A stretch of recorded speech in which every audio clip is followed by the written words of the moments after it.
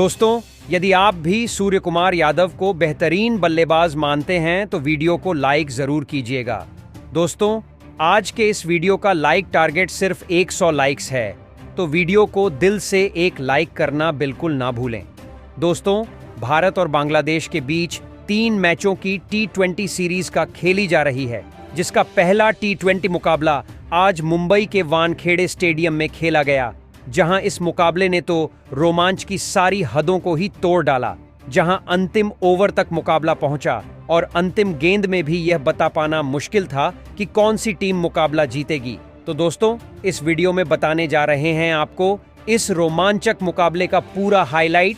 लेकिन उससे पहले, यदि आपने अभी तक चैनल को सब्सक्राइब नहीं किया है तो क्रिकेट से जुड़ी ऐसी ही ताज़ा अपडेट पाते रहने के लिए चैनल को सब्सक्राइब ज़रूर कर रहे लें। तो दोस्तों, मुकाबले की बात करें तो इस रोमांचक मुकाबले की शुरुआत हुई तो बांग्लादेश के कप्तान नजमुल हुसैन संतो ने टॉस जीतकर पहले बल्लेबाजी करने का फैसला किया और भारतीय टीम को गेंदबाजी के लिए आमंत्रित किया था। जिसके बाद टॉस जीतकर जब बांग्लादेश की टीम बल्लेबाजी करने के लिए उतरी तो पारी की शुरुआत करने के लिए लिटन दास के साथ तंजीद हसन की खतरनाक जोड़ी मैदान में उतरी, जहां दोनों बल्लेबाजों से उम्मीद तो यही लग रही थी कि पहले विकेट के लिए बड़ी साझेदारी बनाते हुए टीम को बेहतरीन शुरुआत दिलाएंगे। लेकिन दोस्तों, भारत के लिए पहला ओवर करने आए अर्शदीप सिंह ने तंजीद हसन के रूप में पहला बड़ा झटका बांग्लादेश की टीम को दिया। जी हां दोस्तों, ओवर की पहली ही गेंद पर अर्शदीप सिंह ने यॉर्कर फेंक तंजीद हसन की गिल्लियां बिखेर दी और हसन बिना खाता खोले पवेलियन लौटे। जहां पहला बड़ा झटका लग जाने के बाद बल्लेबाजी करने के लिए खुद कप्तान नजमुल हुसैन संतो मैदान में उतरे, जहां लिट्टन दास और संतो मिलकर साझेदारी बनाना शुरू किया और स्कोर को आगे बढ़ाने लगे।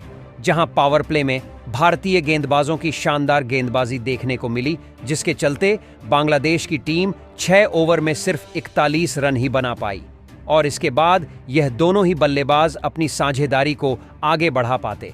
उससे पहले ही 7वां ओवर लेकर आए रियान पराग ने ओवर की दूसरी ही गेंद पर लिटन दास को बोल्ड कर डाला और यहां लिटन दास सिर्फ 19 रन बनाकर आउट हो गए और अब 2 बड़े झटके लग जाने के बाद बांग्लादेश की टीम लड़खड़ाती हुई नजर आई और इसके बाद शाकिब अल हसन मैदान में उतरे और अब यहां से संतो और शाकिब अल हसन पर पूरा दारोमदार था अपनी टीम के लिए आगे ले जाने का।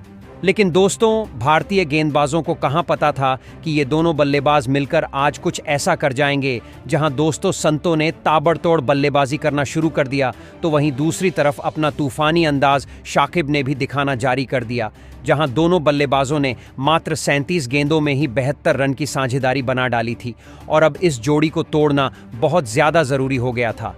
तभी कप्तान सूर्या ने गेंदबाजी पर अर्शदीप सिंह को लगाया और 14वें ओवर की तीसरी गेंद पर अर्शदीप ने शाकिब के रूप में तीसरा बड़ा झटका बांग्लादेश की टीम को दिया, जो कि 43 रन बनाकर आउट हुए और उनके आउट हो जाने के बाद फिर बल्लेबाजी के लिए उतरे महमूदुल्लाह, जिन्होंने कप्तान संतो के साथ मिलकर साझेदारी को आगे बढ़ाया और अपनी टीम के स्कोर को 150 रनों के पार ले गए।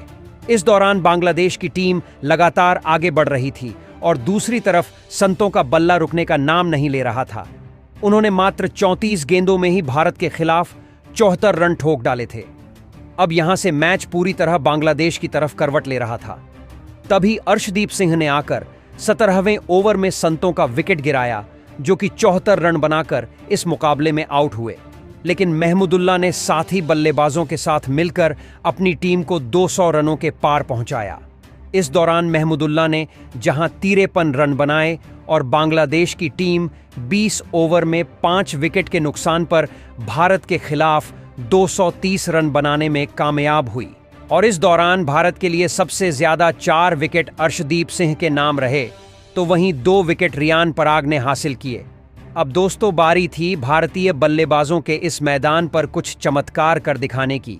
जहां दोस्तों खराब फॉर्म में चल रहे शुभमन गिल से आज सभी को काफ़ी ज़्यादा उम्मीदें थीं कि ज़रूर आज इनका बल्ला कुछ कमाल करेगा। लेकिन ऐसा कुछ भी नहीं हुआ।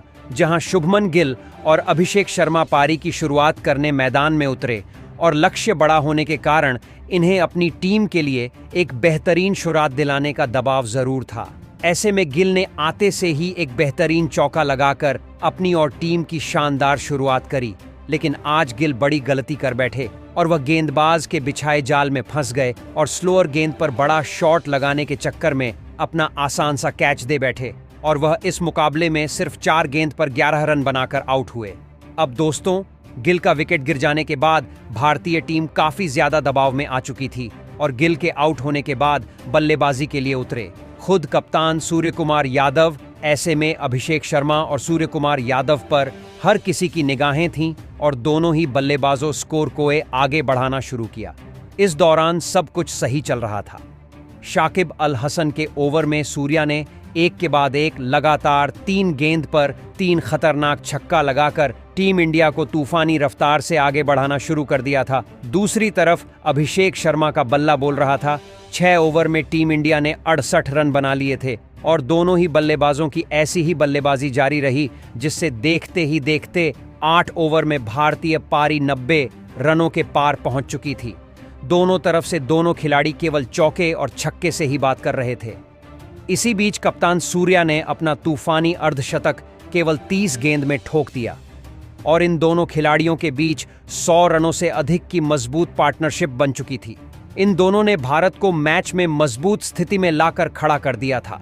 वहीं अभिषेक शर्मा बेहतरीन बल्लेबाजी करते हुए अपने अर्धशतक के करीब पहुंच चुके थे, लेकिन वह अपने अर्धशतक को सिर्फ 2 रनों से चूक गए और 48 रन बनाकर आउट हुए।